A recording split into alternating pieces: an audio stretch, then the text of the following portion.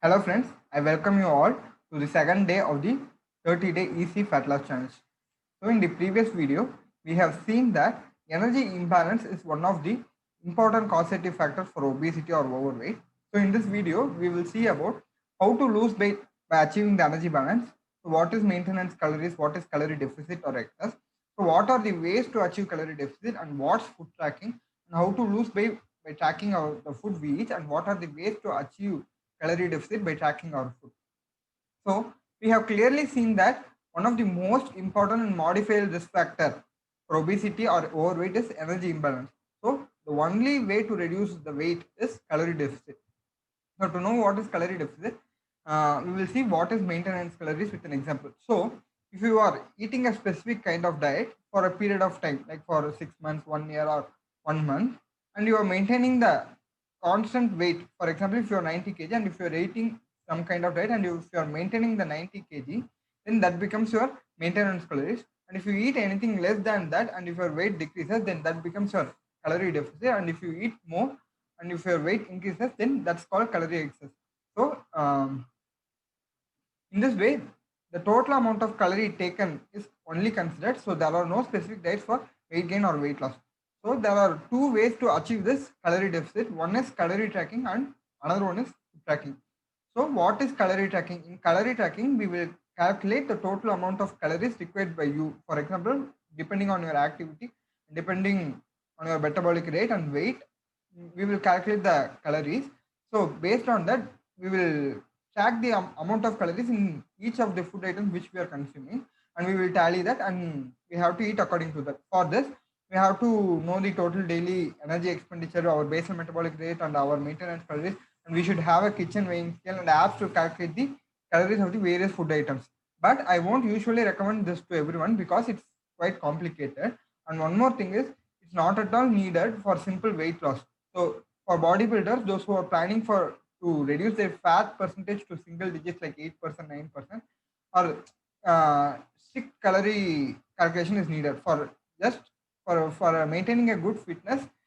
This much amount of tedious process is not at all needed. So we will see what is food tracking. In food tracking, we will see with an example. For example, if I am a 90 kg person and I am eating a diet consisting of the breakfast consisting of 6 idlis with some side dish like chutney or sambar and certain quantity of food. We don't know the exact quantity like how much gram because we are not using weighing scales uh, routinely in our house. So, but we will know how much quantity of food we are taking every day. So, along with vegetables. So, in the night, usually I take like 5 dosas or something like 4 to 5 dosas. So, apart from this, I will consume like fruits and for 3 to 4 glasses of milk or tea or something or some snacks like that. If I'm consuming this kind of diet and I'm constantly maintaining the weight of 90 kg over a period of time, then this is my maintenance calories. So instead of this diet, instead of 6 idlis in the morning, if I reduce it to 5 idlis and if I reduce the food meals, afternoon meals to some quantity, and instead of 4 or 5 dosas, if I reduce to 3 dosas, then I continue this diet for a week, and after a week I check my weight. So if my weight has decreased, then it becomes my calorie deficit. So if the weight stays at a constant level, then that is also a maintenance diet. So if the weight increases because you had a heavy meals because of certain functions or the parties which you have attended, then that becomes your calorie excess.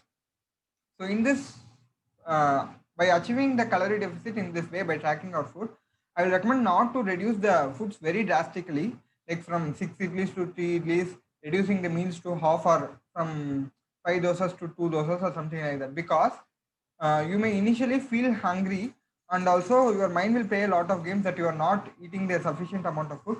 So this may lead to eating a lot of junk foods in between without your knowledge also. So this will compensate your calorie deficit and it will lead to either same weight or it will increase your weight.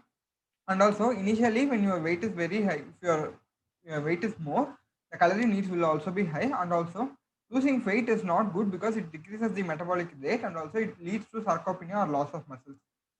So what are the advantages of food tracking over calorie tracking? In food tracking, it is easy, no equipments or nothing is needed, and no formulas or no calculations are involved. So as far as you are consuming food at a specific place, as far as you are consuming food at home, is almost accurate because if you are consuming 6 idlis today, so if the idli size is this much. If, for example, if the idli size is 60 gram, tomorrow it's not going to become 120 gram. Every day it's going to be constant. Unless you are going to eat in different hotels with different food items every day, it's almost accurate because every home has the same kind of pattern of foods every week. It's constantly repeating. We are not going to drastically change the food. Um, so this is almost accurate. So in food tracking also we can do in different ways, either by directly reducing the food and also indirectly reducing the food. Directly reducing the food, as I have previously quoted, whatever the food items you may be consuming, you need not change any food items that you are consuming. You can just decrease the amount of food you are eating. In indirect food tracking, for example, instead of the night diet, like 5 dosas, I am replacing it completely with fruits, something like that. Instead of the morning diet, I may replace it with either protein shakes or something like that. So instead of the afternoon meals, instead of eating rice, I may replace it with chapatis or something like that. So if you change the diet pattern, which is not your routine, which is not routinely consumed at your home, then that becomes an indirect food tracking. But I would definitely recommend not to follow this. I would, because direct food tracking, reducing food by direct food tracking has a lot of advantages because there is no food restriction. The dieting is flexible. You can change according to whatever the foods that is available. There is no restrictions like you should not eat biryani, non-veg, or eggs or milk or something like that. There is also no specific diets to be included that you should not consume rice, you should eat only chapati, nothing like that. And also there is no family or peer pressure because if you're eating a certain kind of foods, like instead of everyone is in the home is consuming meals in the afternoon, and if they have to specifically prepare chapati for you, then that will become a problem over a period of time. And also, like if you are hanging out with your peers for some function, and if you are restricting certain kinds of food, then they will compel you to eat some foods. So that will also be trouble in your diet over a long period of time. And also, if you restrict all your favorite foods and if you eat the foods which you don't like at all, then you will lose your self motivation over a period of time. Then this won't help in your weight loss journey. So direct reducing foods by direct food tracking, this will be sustainable over a long period of time and will help you in a weight loss journey. So uh, over the period of time, if you are tracking your weight and it doesn't decrease after some time, means then from that amount of food you have to reduce it a little extra. So in this way, if the weight becomes constant, you have to reduce the food one more step. This kind of method is 100% achievable and the results are 100% replicable. If a person follows this and another person follows it, everyone gets the same, everyone gets the results. So there is no one has a failure that this method doesn't work. So and also it's based on a simple concept. Whatever you eat in excess, it will be stored into fat because fat is the storage form of energy. If you eat less, fat will be utilized for the fat will be utilized as energy for doing your day-to-day activities. And also there are no specific diets for weight loss and weight gain, as said earlier. Only the overall calories matter. There are no specific foods to be included like fat burners or something like that, or no specific foods to be avoided like milk, fruit, non-veg, nothing like that. And also the composition of the food, the protein composition, all those things I will explain in the upcoming videos. One caution note is that pregnant ladies and lactating mothers should never ever try weight loss even with any guidance. And also, few specific populations like children, elderly people, persons suffering from diabetes, mellitus, hypertension, or cardiovascular disease, or with any other comorbidities, they should always get the guidance of some professional people and try weight loss. If they try on their own, then they may encounter few problems as well. So, sharing comments about did you know this method already? Have you tried this method? Was it easy? What was the results and all those things? And also, if you have any specific doubts about weight loss, and if you want to know more about weight loss, leave all those things in comments. I will try to cover all those things in the upcoming videos. So, if this video is the first video to our channel, then definitely subscribe to our channel.